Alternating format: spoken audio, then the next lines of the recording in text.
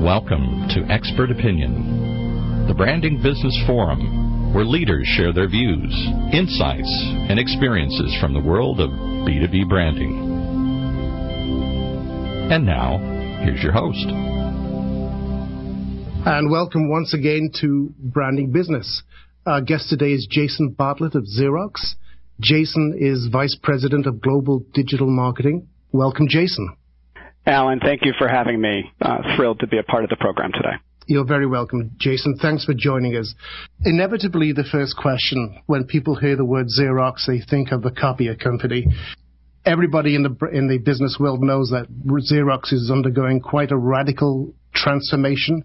Today, Xerox describes itself as the world's leading enterprise for business processes and document management. Basically, as I understand that, is back office function outsourcing. Is that correct? And how is that shift going? Yes, that is correct.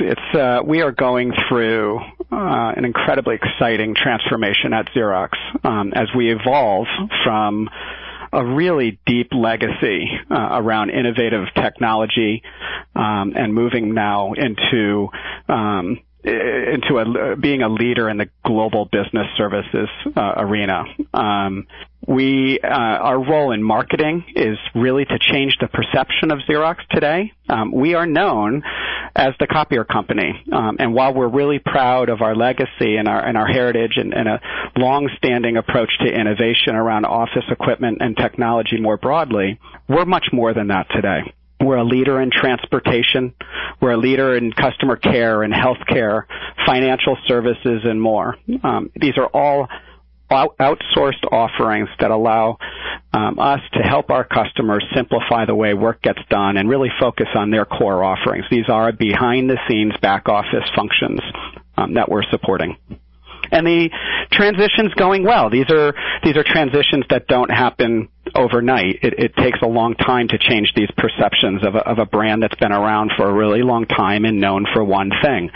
But early indications are that things are moving according to plan, and we're getting some great business growth in key areas in the business services space, and all is going well. And what's really exciting about all of this is the function that marketing and specifically content and social plays in the broader scheme of things.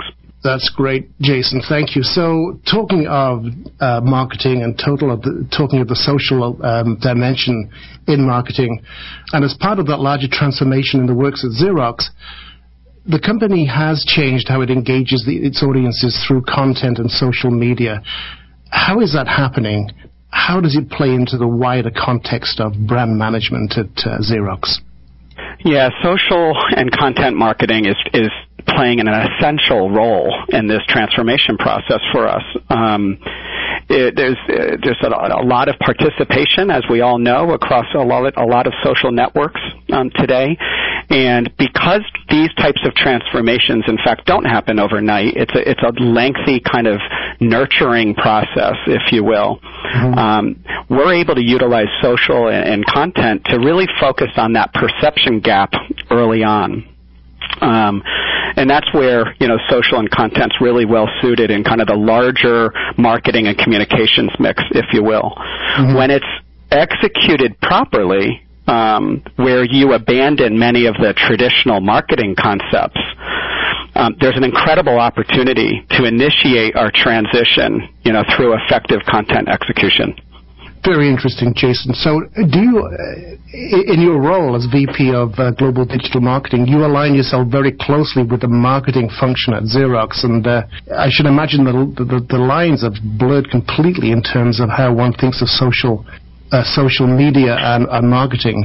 Yeah, I mean, we're definitely still in the infancy stages, if you will, from a marketing perspective as you look at social and content, but there's been a lot of, I think, significant maturation. We've been really quick to learn and optimize on the fly.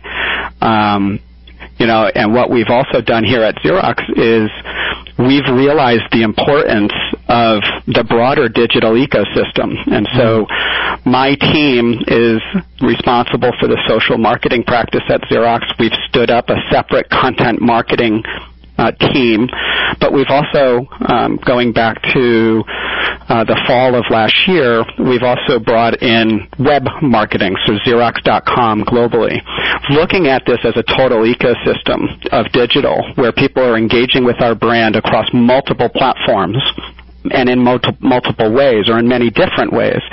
And what's really great about this from a digital perspective is our ability to pull together in a nice kind of integrated, purposeful kind of way a string of touch points that brings people through a content journey or an engagement journey with our brand. That's interesting. So, Jason, you use the word content there. Now, perhaps that is a commonly used word today and perhaps overused. What does it mean at Xerox? What is content? Yeah, I would agree with you. It's definitely overused, and I'd even argue that it's broadly defined. In fact, if you were to poll, a number of marketers today, you'd essentially end up with what I'd consider a comprehensive list of everything produced for public consumption today. From my vantage point, based on what we're going through and kind of the business strategy that we're undertaking here at Xerox, we're engaging with audiences across that full digital spectrum, and we need to understand the various forms of content and the editorial strategy across a journey of those touch points for our audience. The one key element that makes this work is that it must be built around a concept of audience in and not Xerox out. And if you have that concept and you couple that with an approach that provides useful information or unique perspectives, this is what drives the strongest engagement, and it's the foundation for our thought leadership that, again, accelerates our ability to reposition the Xerox brand. So we've got a very specific definition today around what content is and what it enables us to do specifically in the social and content space. In terms of content, as I understand it, then, Jason, you at Xerox and your team develops the content. It's actually custom content that you produce and develop. Is that correct? That's correct. We are doing so on behalf of the corporation overall. So my team is in corporate marketing and communications, and we're wearing more of a corporate hat, if you will. We are a business of over 100 lines of businesses. And so there's an army of marketeers around the world, many of which are, starting out with some early implementation of social and content. But for what we're doing, which ladders up again to the core business strategy of transforming our company, we do have content at the core, and we have 2 people on my team that lead the corporate content initiatives. Both of those people have kind of a newsroom mentality. They're very editorial in focus, and they even have some background working in the media space and the publisher space. And so they are responsible for the ongoing daily writing, editing, and publishing through owned social accounts, all of the content that we create. We do have an agency partner in this space that helps us in a couple of key initiatives, and we've got a roster of authors, if you will, writers around the company that we tap into for our blog platform as well. Interesting. So do you have, like a typical newspaper used to be, do you have editorial meetings around content ideas? Do you brainstorm? How does content happen? Yeah, every single morning. Our approach here to content marketing, we are approaching it as that newsroom, and it's not just using the terminology that's being kicked around quite a bit in the marketing space today. We are effectively implementing it. There's no debating that marketing today is undergoing, significant fundamental changes today. And this concept of newsrooms, it's really enabling us to do things in different ways. Traditional marketing tactics, I believe, are really past their glory days. I think they play a role. So advertising is really important. Public relations is certainly important. Events, but a lot of these things, these elements aren't what they used to be. The effectiveness of them aren't what they used to be. And so this approach to the newsroom mentality, where we do have, every single morning a standing kind of editorial meeting, and being in tune with what's really hot in the marketplace, while also having that lens of what's contextually relevant to us, has been hugely impactful for us, and it really drives a lot of our strategic discussions with the social marketing team as well. Interesting. So, Jason, could you give us an example of a recent content initiative that came from such a meeting? Our significant player in the business of healthcare, and we're in tune with a lot of what's going on in Washington, D.C., and there's a lot of legislature that comes off the Hill, almost every day that kind of affects either our business or more importantly, our customers. Being in tune with these things that are happening real time and decisions being made, and there's probably a lot of our customers wondering, well, what's the impact of this now to my business? We have reporters, if you will, within our ecosystem of content marketing who are in tune with this, watching it, measuring it, looking ahead, and understanding the impact to our customers' businesses. And we're writing content within hours after some of these decisions are being handed down in D.C. So that's a perfect example, and it's not just one instance of that. It's an ongoing strategy for us to understand, these late-breaking news events, and what is the role to Xerox, and how can we put our thought or our opinion behind it and provide some useful information to our customers. Oh, that's fascinating. So it really is a 24-hour operation in terms of watching the news, looking for topical initiatives or events around which you can create content. I agree, and what's really interesting about all of this is how different you need to staff your teams, especially as you compare it to kind of years past.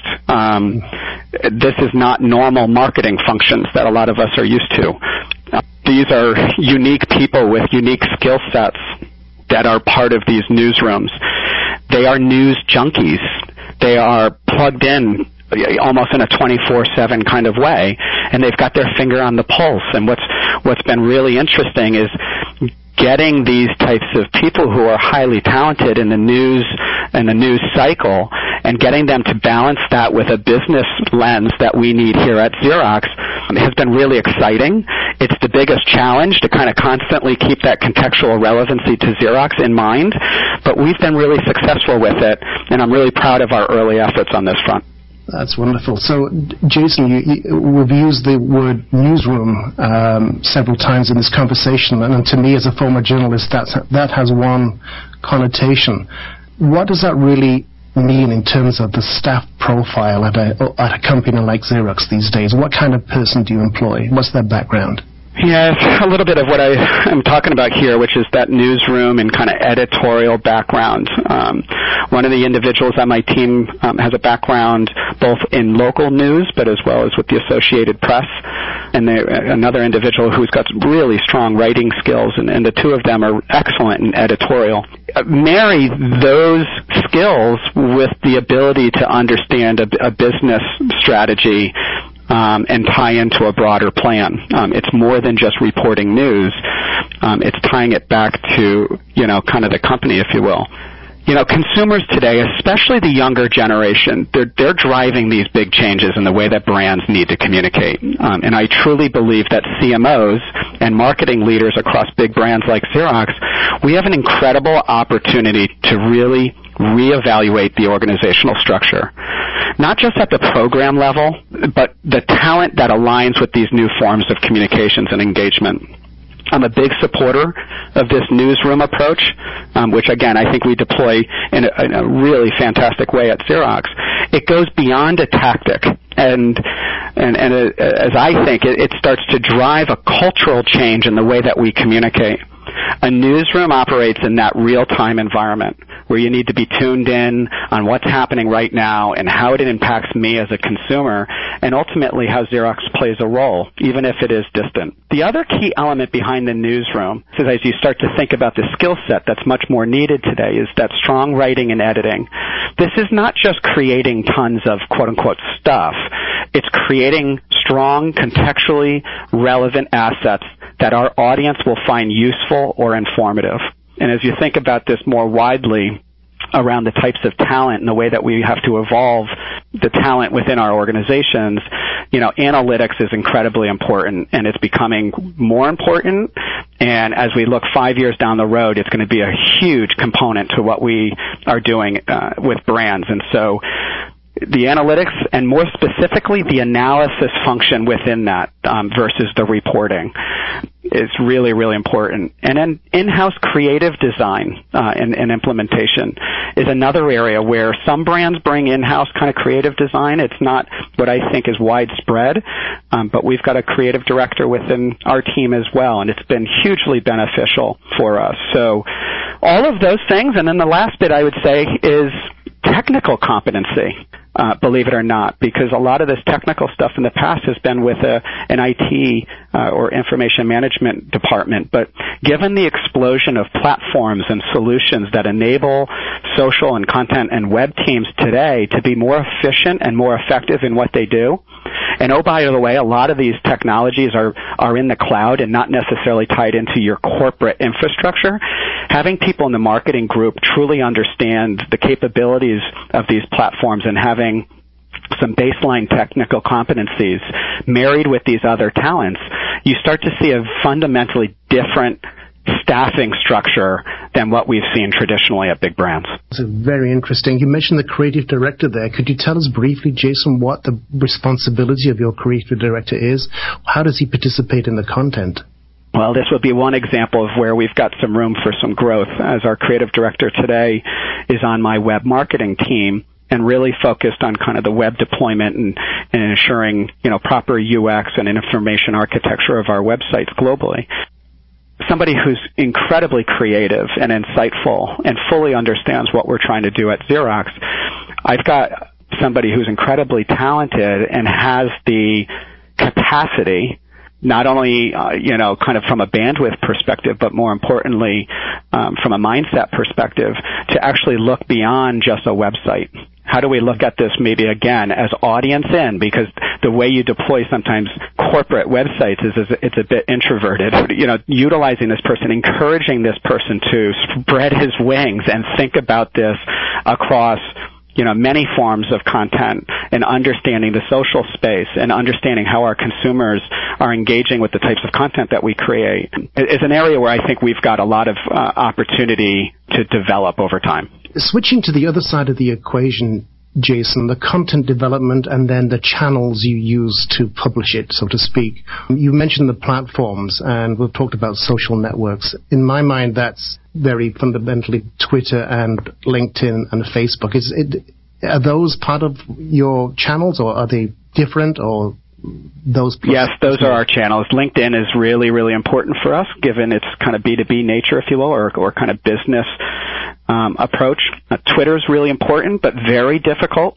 Difficult because of the volumes that's coming through that platform. So it's hard to stand out. You've got to be incredibly active. And we do have Facebook today, but challenges of a different kind with Facebook, which is more rooted around, organic reach and this kind of recent trend where we're needing to spend a lot more money to make our message pop through in Facebook, which is a bit of a concern for us. But yes, these are platforms that we deploy today.